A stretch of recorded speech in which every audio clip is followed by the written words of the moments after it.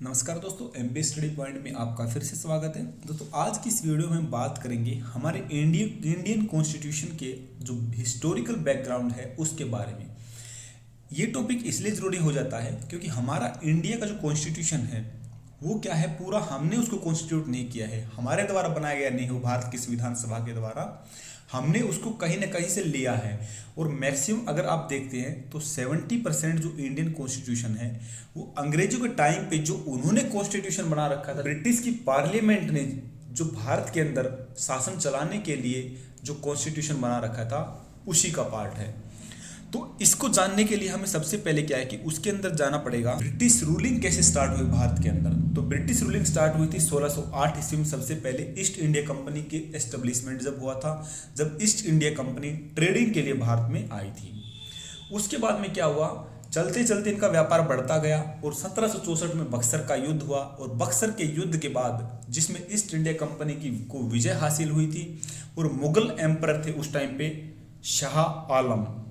तो शाह आलम जी ने क्या किया था, ईस्ट इंडिया कंपनी को दीवानी दे दी थी 3 एरिया की, बंगाल की, बिहार की, उड़ीसा की।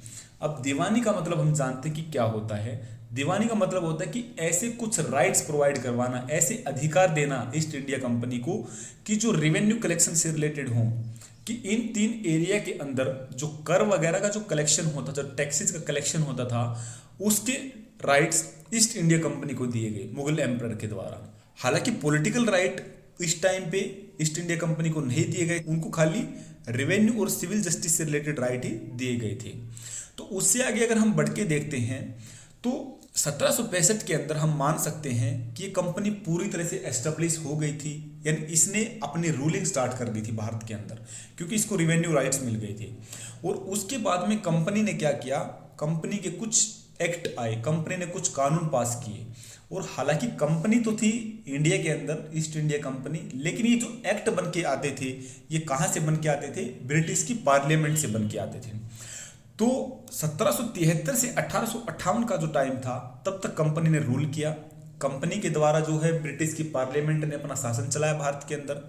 और 1858 के बाद में डायरेक्ट ब्रिटिश क्राउन ने जो है कंपनी को एबोलिश कर दिया था, कंपनी को खत्म कर दिया था। और भारत की जो रूलिंग है वो डायरेक्ट अपने हाथों में ब्रिटिश क्राउन ने ले ली थी। तो हमें कंपनी की रूलिंग अगर हम जाकर के देखते हैं तो कंपनी के माध्यम से कुछ रेगुलेटिंग एक्ट पास हुए थे। यानी पास तो वो कंपनी के नाम पे हो रहे थे कि ईस्ट इंडिया कंपनी जो है ये रेगुलेटिंग एक्ट लेके आ रही है, लेकिन वो पास हो रहे थे कहाँ पे, ब्रिटिश की पार्लियामेंट के द्वारा। तो सबसे पहले आया रेगुलेटिंग एक्ट 1773 का जो रेगुलेटिंग एक्ट था वो आप मान सकते हैं कि पहला स्टेप था जिसमें ब्रिटिश गवर्नमेंट ने कंपनी के अंदर इंटरफेयर करना, यानी कंपनी ईस्ट इंडिया कंपनी को कंट्रोल करना और रेगुलेट करना स्टार्ट किया। इसके अगर फीचर्स की बात करें कि इस रेगुलेटिंग एक्ट के अंदर क्या क्या चीजें कही गई थी तो उसमें देखते हैं हम। तो सबसे पहला फीचर ये था कि बंगाल के गवर्नर को बंगाल का गवर्नर जनरल बना दिया गया और एक एग्जीक्यूटिव काउंसिल भी बनाई गई जो कि बंगाल के गवर्नर जनरल को असिस्ट करेगी। अब आपको थोड़ा एक स्ट्रक्चर समझने की जरूरत है। उस टाइम पे 3 प्रांत थे। कौन से थे, बंगाल, बॉम्बे एंड मद्रास। तो ये जो 3 प्रांत थे, बंगाल के अंदर में जो है सबसे ज्यादा एरिया आता था और बंगाल के अंदर ही सबसे पहले ईस्ट इंडिया कंपनी जो है स्थापित हुई थी।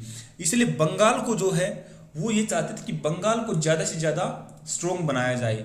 तो बंगाल का जो गवर्नर था, तीनों के अपने अपने गवर्नर थे तीनों प्रांतों के, तो बंगाल का जो गवर्नर था उसको क्या है कि ज्यादा स्ट्रोंग बनाने के लिए उसको क्या गवर्नर जनरल बना दिया गया, उसको डेजिग्नेट किया गया एज ए गवर्नर जनरल। और दूसरा उसके लिए एक एग्जीक्यूटिव काउंसिल भी बनाई गई जो उसके कामकाज में या जो नए रूल्स रेगुलेशन जो गवर्नर जनरल पास करेगा उसको इंप्लीमेंट करवाने में उसकी मदद करेगी। अगर हम पहले गवर्नर जनरल की बात करें तो सबसे पहले थे लॉर्ड वारन हास्टिंग्स, जो पहले गवर्नर जनरल बने थे बंगाल के। दूसरा क्या हुआ, 1773 के रेगुलेटिंग एक्ट के द्वारा पहली बार भारत के अंदर सुप्रीम कोर्ट की स्थापना हुई जो कि 1774 में हुई कैलकाटा के अंदर। और इसके अंदर शुरुआत में 3 न्यायाधीश थे, एक मुख्य न्यायाधीश और 2 अन्य न्यायाधीश।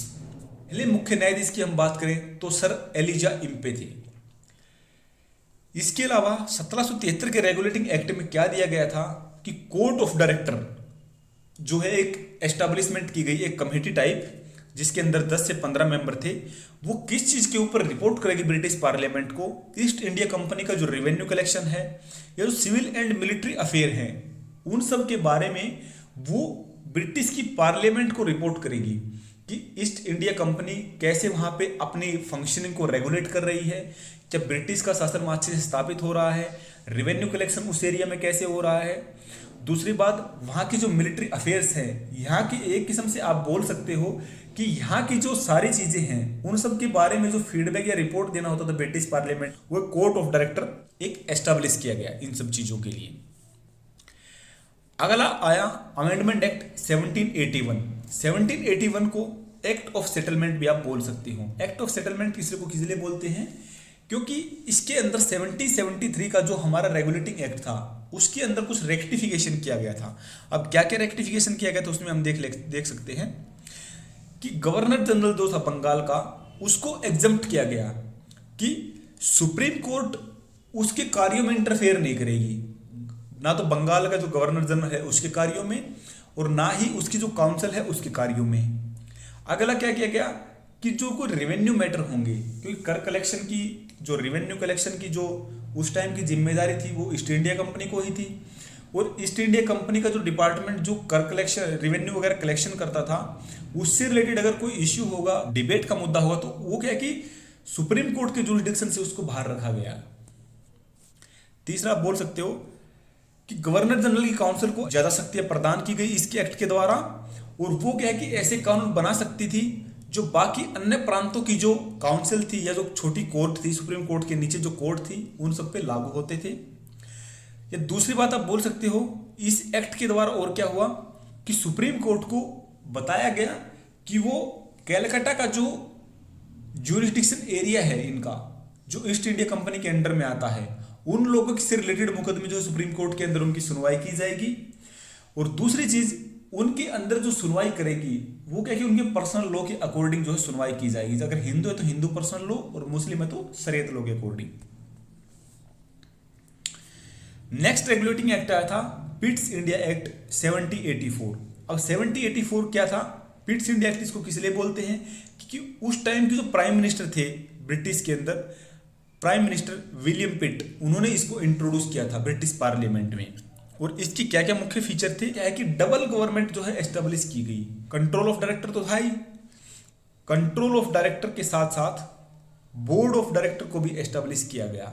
और कंट्रोल ऑफ डायरेक्टर को कौन सी चीजें दी गई? वो खाली लुक आफ्टर करेगी ईस्ट इंडिया कंपनी के कमर्शियल फंक्शनिंग के ऊपर, मतलब खाली वो व्यापार से ही डील करेगी। व्यापार के अलावा अगर कोई पॉलिटिकल बातें हैं या कोई मिलिट्री अफेयर्स है, किससे युद्ध करना है, कहाँ पे क्या नया कानून लेके आना चाहिए, उन सब से वो डील नहीं करेगी। उन सब के लिए क्या किया गया? बोर्ड ऑफ डायरेक्टर को एस्टेब्लिश किया गया, बोर्ड ऑफ डायरेक्टर को, कि जो पॉलिटिकल अफेयर से डील करेगी।